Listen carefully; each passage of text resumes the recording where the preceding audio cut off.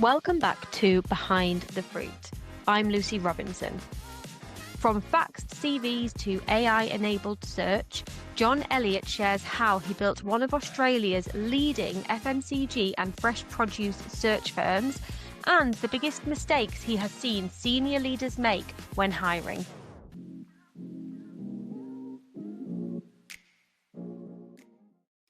Welcome to Behind the Fruit. This episode's a bit different. We're talking to John Elliott from Sydney, Australia. John founded and has been running an executive search firm, ELR Executive, in Australia since 1996, so nearly 30 years in the game. LCR have formed a collaboration with ELR for searches across APAC and Australia. So John, welcome to Behind the Fruit.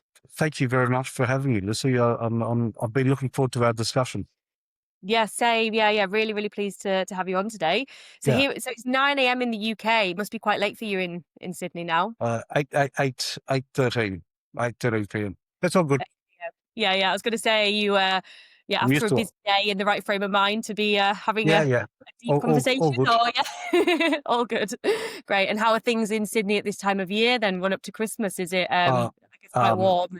It's very warm, 32 degrees. Sydney is abuzz with with Christmas and the like. There's a lot of people, that I've been following up that aren't there now, that are on their Christmas holidays. I think in Australia, after the Australia Day long weekend in January, most people come back. So it's about 3 or 4 weeks of downtime. But yeah, which we all need. Yeah. No, that's it. And are you, when are you finishing for Christmas then at the end of this week or? Yeah, I'm finishing for Christmas, the end of this week and back on the 5th, actually. I've got, I think a dozen meetings lined up for that week alone. So, which is great. Yeah. Great start to the year. So amazing. Well, before we dive in, can you give the listeners a bit of just an introduction about yourself and your background? Sure. I am as you've said, 30 years with ELR Executive. Started ELR Executive on the 1st of December 1996. My background is in personnel and training prior to executive search. I specialise in, as you've said, FMCG, fresh produce, food and beverage manufacturing. My background covers manufacturing, supply chain, sales, operations, and logistics. Very, very hands-on. And during that 30 years, I also was a general manager for 6 of those years and a CEO for 7 of those years for a client of mine. Mm-hmm. Amazing. And in terms of executive search specifically, like looking back at your journey, what put you on the path to executive search? Yeah, that's a really great question, Lucy. What put me on the path was I was in the training industry and I was headhunted. I took a call from a headhunter and they were recruiting for a recruitment firm. And so I went through that process. I was enjoying the training industry, but I went through that process. I think it was about 4 interviews. I enjoyed the thoroughness of those interviews and testing and the like. And I decided to join this firm. I absolutely loved it. I thought it was brilliant. When I first started, this is a long time ago, there was no computers. There was a tickler box on my desk and a phone. And that was it. That's all I had. That was the only resource I had. And that's how we started. So how were you like sharing sort of CVs? Was it faxing or how did that work? Or faxing. Everything was faxing. We had, I was in a group of 3. We had 1 PA and the 3 of us, and all we were doing was shuffling papers, which is shuffling CVs. And that's how I actually joined the recruitment industry. That was about 32 odd years ago. So a lot has changed since then. So am I right in thinking then you started in recruitment and then you went to becoming you became a GM or CEO of Yeah, within manufacturing, is that right? yeah, I Yeah. had a client that I was working for. I was doing their recruitment, a lot of their recruitment here in Australia and Southeast Asia, and they said, "John, can you find us a general manager?" By the Mhm. way, during that time, could you also be our general manager till you find that person? Well, 6 years later, um, I found that person. And then when I did, they said, "Well, we would like you to stay on as a CEO." So I was in an interim situation. I was working both as an executive search consultant in my own business, but as well as being CEO of about an $80 million FMCG business in Okay. Sydney. What sort of products was it at that time? It was What did they coffee, do? It was coffee, right, coffee. interesting. Yeah, I mean, yeah, it's great insights, isn't it? Because it's difficult to always understand exactly what our clients are going through. So having that actual insight and the experience working yeah, in a manufacturing facility, yeah, it must have yeah. really changed your perspective It, it and to be able to totally understand did. the clients. Is that right? Yeah, it totally did, Lucy. It gave me a different perspective. I've always loved the food industry, food and beverage, and the like. But I was the CEO. I had functional heads reporting to me from finance, the supply chain, operations, technical, sales, marketing, and it was a fantastic learning curve for me. Mm. Also, I was responsible for HR. I negotiated 4 enterprise bargaining agreements in that time. So yeah, it was fairly full on, but really quite enjoyable. And also, I imagine, like you say, very challenging because, coming from, I think you said training Yeah, and then into recruitment or search yeah, and then getting thrown in as the GM of a coffee manufacturer. Yeah, I imagine yeah, there was a lot of learnings in that time as yeah. well. I think the question is from a lot of people, John, what experience did you have? And hand on my heart, I had no experience. It was just learning on Yeah. the run. But I always love a challenge, and yeah, I took it up. And yeah, I stepped away from that interim work in like 2023. 2023. Okay. And then Yeah, when did you start ELR, sorry, executive? So that was 1996. Is that right? 96. Yeah, yeah, first of And what December made 96. you, yeah, what made you want to start at that time? Okay, when I joined the recruitment firm that I spoke about earlier, Uh, I was doing a lot of contingent work. I was really not, I was selling ads in the important sections of the daily newspapers. And Mhm. really that's all we're doing. We would ring a client, Mr. Client, what would you like? We need this, this, and this. We'd put an ad on. We'd charge the client a certain amount for the ad. We'd wait for the ad response, interview the ad response, and present a shortlist. Now, Mm, mm. that's not recruitment. Yeah, Um, yeah. and really, that was the thing that we were charging a lot of money for very little work. Right. So I felt really quite uncomfortable with that style of work, and hence why I started ELR Executive. I wanted to move into the real search work, Mhm. executive search, not contingent recruitment. So that made you start at that time. And why FMCG and why fresh produce Yeah. specifically?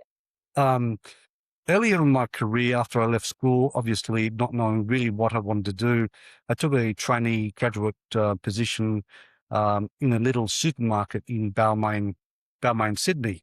That name of that little store was Goodways, which was a little division of Coles, the large Yeah. retailer that we have here today.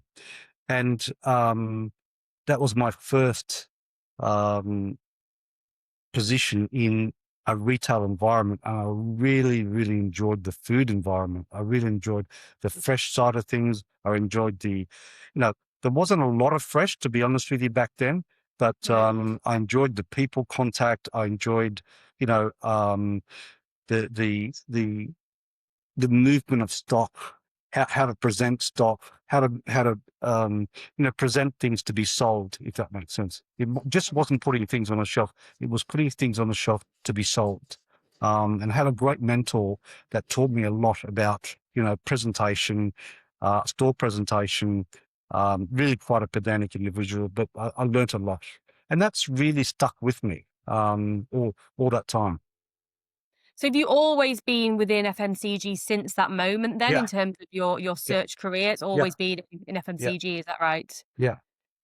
And what do you think's been the key to ELR's growth and success? Our niche, Yeah. really, it's been our niche. It's been, um, I guess, honing in on what we do and what we do best. Um, ELR Executive is the only specialist search firm in Australia that concentrates totally on FMCG and nothing outside of it. Right. Okay, And that interesting. Yeah. that would be, I'd have to say, it's the niche focus. It's a research led business, not a database led business, which which is you know paramount to the way we do business.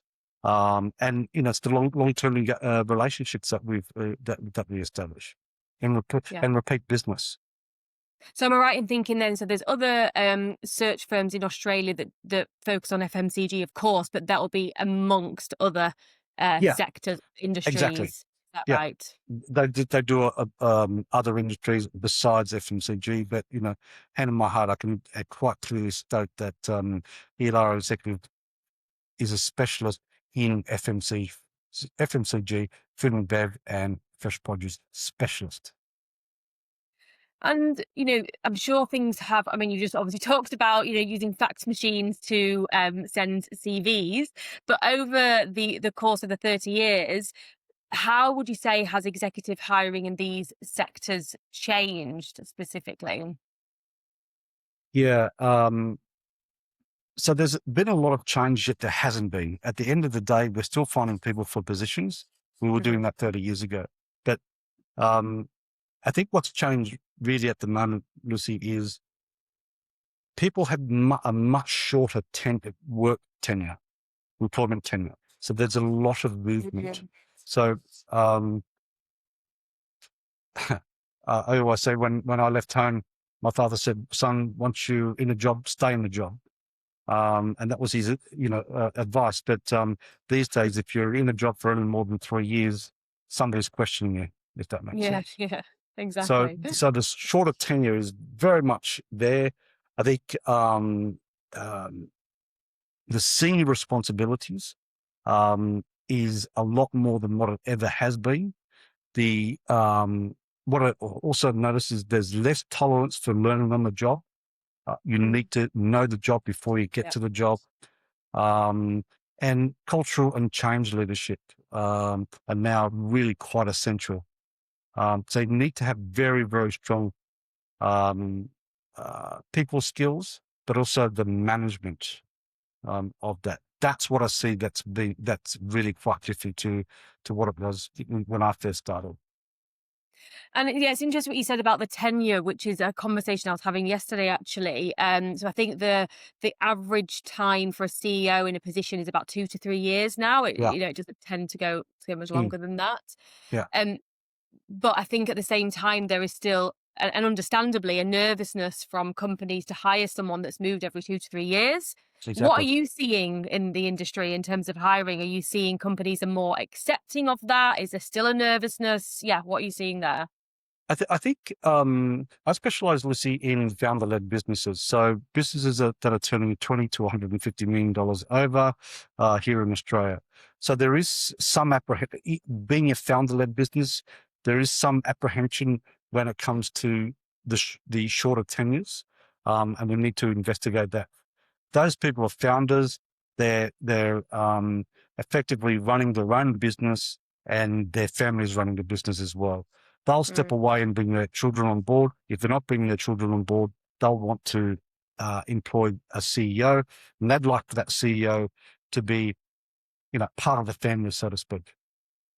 Yeah. So ideally, somebody. So I suppose there is that they do want to see someone that's been within the company for a long Yeah, time that's going to leave them, because I suppose essentially after a couple of years, like how much really can you do in that time? I guess you can that's do right.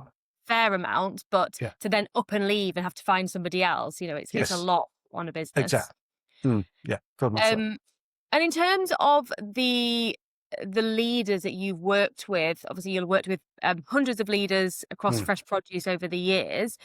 What patterns do you see, or it could be behaviours, in the ones who can build really strong teams versus the ones that struggle? So it could be mindset, it could be skills, it could be behaviours for the ones that are more successful. I think one of the biggest areas is their willingness to hire people better than them. That's, Mhm. really, um, a pattern that I see. They're self-aware, clarity of expectations, ability to build trust. That's the core, I believe,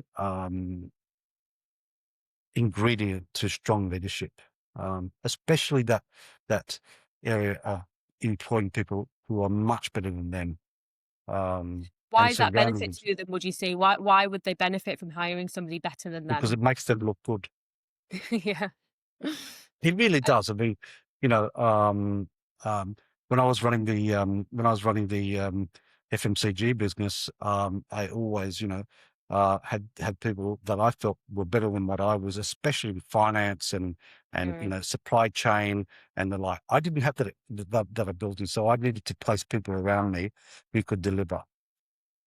So I think there is definitely, because I absolutely agree with you. It's actually again a topic that's come up quite a bit recently, in terms of hiring for skill gaps, so skills that you may not have, that others may not have in the team, Mm, and people that are better than you, mm. but also there being in some leaders a nervousness around doing that, which I believe can hold them back. So Yeah, is it yeah, yeah, and I and don't know, intimidating I guess what maybe, I I don't see. know. Yeah. Yeah, I guess what I see also, Lucy, is when these businesses um, are retaining non-performing staff because the leader or CEO feel that if they dismiss them or let them go or retrench them, the IP will go missing and they'll miss that IP. That's not the case. That's not the Mm, case at all. Yes, the IP will walk out the door, but there's a very short term, loss for a very long term gain. You know, mm, I had a situation a couple of years back where, a sales director should have been moved on 12 months before they were actually moved on. And it was because mm. the CEO was very, very concerned that they would take the IP. There was a bit of pain for a quarter, but, things started to increase, year on year by 10% with the change. Yeah, no, I see that as well. Quite similar situations, quite frequently. And then I suppose on the flip side of that, when a company is struggling to fill a role, so I'm sure you've come up with that, where maybe there's a specific role they Mm. need to fill. It could be a critical or something quite senior, but actually they're struggling. Is there any sort of common themes that you can see as what's usually going on? Are you able to sort of unpick those with companies and work out exactly what it is and why they're struggling? Lucy, I think it's the role isn't defined well enough. Mm, Um, Um, and the old adage, "I'll know it when I see it," just doesn't pass the test anymore. It's making sure that before they talk to people like ourselves, that they have the role defined and what is the remit, and what will they yield on and what won't they yield on, and I think that's what that's where the issues are because roles aren't defined well enough, and it just gets lost in the interviews. This person's great. This person is great, but what's great? Do the comparison. Well, I don't know. mm, So it you know that's one thing. Unrealistic expectations. mhm. Um, is another one, and really avoiding the hiring manager avoiding the real issues and not being them not coming out in the interview process. I believe also. can be a major stumbling block. Because yeah, I was thinking that there's definitely been occasions where a company would believe the role is well defined. They've Mm, discussed it many times, but they're still, 12, 18 months later, they're still searching for that person. yeah. So I suppose what would you suggest a company does in that situation? Is it unrealistic expectations? Is there anything else? And what can they do? I think sitting down with an individual and really, talking to the hiring manager, talking about the problems that the business has, not glossing over them. So people like ourselves can really get an understanding of the business so that, we can manage that for them as well. I think there's got to be a lot more transparency than what there ever has been. I mean, with the adage of AI and the like, our research prior to going into a client meeting these days, we're well researched. We know the company a lot better than what we ever have, due to the resources that are at hand, that we have today. So I think it's then talking about those pain points that really are, and not glossing over them. That's where I think the major key is in letting the recruiter know, or the executive search consultant know, about the company and what the concerns are. Right. No, that definitely helps. And I think it is tricky for a lot of companies out there. But I think there are things you can do, and it comes through conversations, trying to understand the market, like you say, speaking to executive search firms. I think the market understanding is key as well, alongside what you said, because sometimes they might have, the best intentions and the role ironed out to exactly what they need. But actually, for whatever reason, that they're not able to secure that individual. Yeah, I think also, sorry, Lucy, this internal conflict. So the HR manager has potential different ideas to the CEO, to the finance department, to the operations. So if they're not aligned, there's going to be issues. Yeah. Yeah. Yeah, no, we completely experience that. And often that comes out during the process. Like at the Mm, start, they don't have no idea that they are not aligned. yeah, During the process, after interviewing X number of candidates, all of a sudden there's two candidates at the end of the process. Half the company want, half the leadership team want one and half want the precisely. other. Yeah. And yeah, so it's tricky, but I think ultimately I do find that when there's almost too many decision makers in the process, that can become an issue. They almost need to decide who makes the ultimate Yes. decision, Yeah. because otherwise, yeah, you might just get the clash of ideas.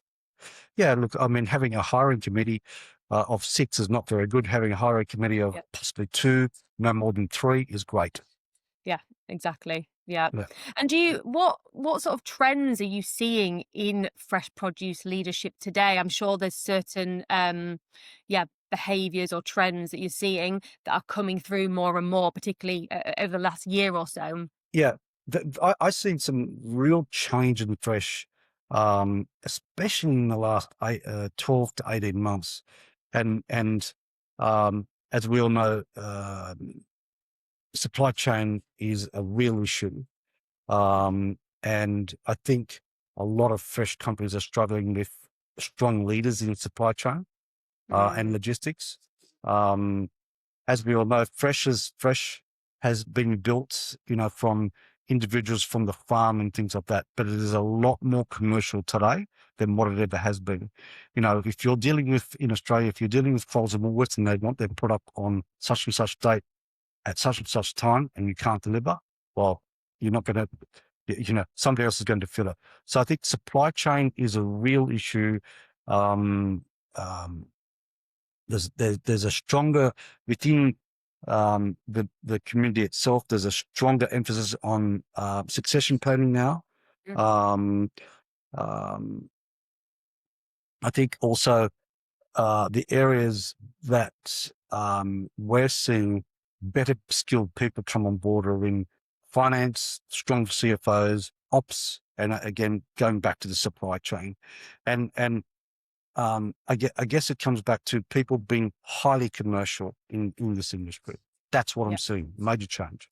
Instead Yeah. of the Nope. instead of the owner of a farm, doing the negotiation to close the new list, they're now bringing in commercial people to do that for them. Yeah. Yeah, we're seeing the same, looking at technical leaders, but having the Yeah. the commercial ability, finance leaders, again, Mm, needing the strong commercial awareness, yeah. seeing that more and more. I think the other thing we are seeing as well is more emphasis on the soft skills. Yes. I don't know if you're noticing the same. So Yeah. things like recently I've had a request for, good listening skills, empathetic, Mm, being able to communicate well. yeah. Whereas, yeah, I probably think back like 4 or 5 years ago, we didn't get those requests as Mm. frequently. Have you seen the Be same, Yeah, would you very say? much so. Yeah. Being able to provide bad news as opposed to good news, Yeah. and how to deliver that.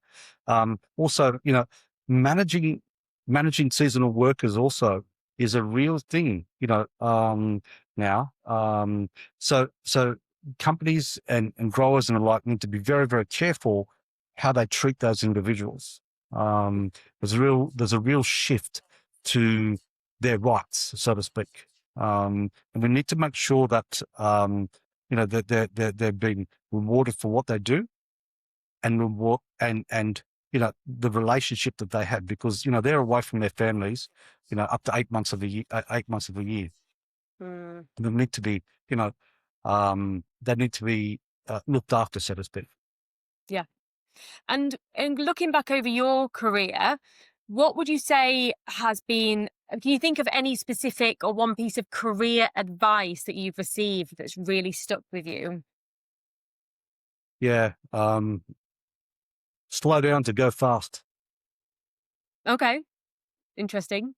How Yeah. can you how's that come in Uh, handy for you specifically? well, I mean, I guess earlier in my career I was a bull at the gate, and you know, so I would fire and then ask questions.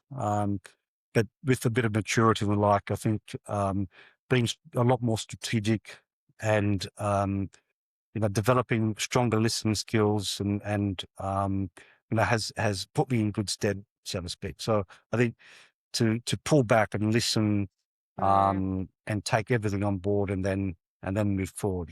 Um, Very strategic. But again, that's only been developed over time.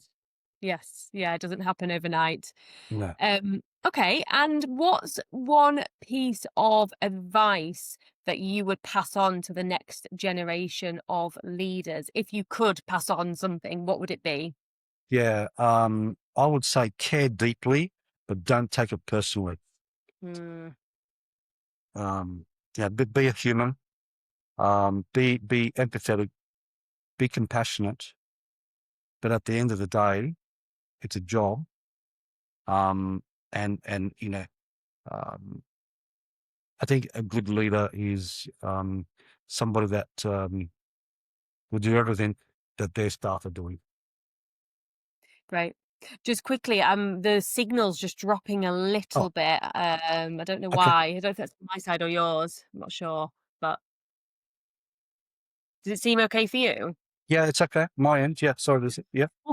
We'll keep going anyway. Yeah. If the last couple of questions, if we don't quite get them because of the signal, it's not the end of the world. Okay. Okay, so I'll go through. Yeah, so there's a just one more question I'll go through. So so how do you see AI shaping hiring for leadership, either for the better or for the worse? So what are the key trends or changes that you think people should be ready for? I think AI is fantastic. I can talk from my point of view. It is a great resource that I lean on, and it helps me hone my delivery to my clients. It's Hmm. it's it's not something that's going to take over. It's going to help me deliver what I say I'm going to deliver to my client. I feel AI is a fantastic tool. You can go down a rabbit hole, Lucy, with a lot of the applications and SaaS software in AI and the like. But building a tech stack to ensure the delivery of quality, service to your client is paramount, and that's where AI is great. What we're doing today, is a lot different to what we were doing 12 months ago. Mm, yeah, massively. With, What are you using AI for? Can you give us some examples of yeah, where it's sure. I'm being using it useful? Yeah. for interviewing, I haven't used a pen in an interview for about 2 years now. And I can go back. Nothing's missed. I can go back from that. I'll be able to create a report from a client. I'll be able to make devise scorecards from a client. If I'm interviewing 4 candidates and a client wants me to do a scorecard, and over the 4 candidates, how do each of these candidates how do each of these candidates answer a particular question, and we'll put that into a scorecard. That's gold, to be honest with you. It really is. So that's one area I'm using it. The identification of candidates also out there in the market. There's a lot of products out there that help us identify candidates. There's a lot of products out there that help us. Report writing is the other area, and the CRM also has a lot of AI functionality, just in terms of the person's ability. It just speeds up processing, to be quite honest with you. Are there certain areas of the process that you don't see AI ever taking over? An interview, The actual interview itself? a face-to-face, face-to-face over Teams or whatever you like, but an interview, it needs to be, it'll always be, I'll never send a report to a client if I haven't interviewed them. It will never take that away. Yeah, no, I agree. But there are people doing that now, aren't they? I mean, I don't know if they're doing it for the exec level roles, not that I've seen, but I think for maybe more junior or mid-level, AI is doing the interviews. Yeah, very much so. I see it here in Australia. The banks are using it. Insurance companies are using that methodology. I don't know how successful it is, but I can certainly say that I won't be using it.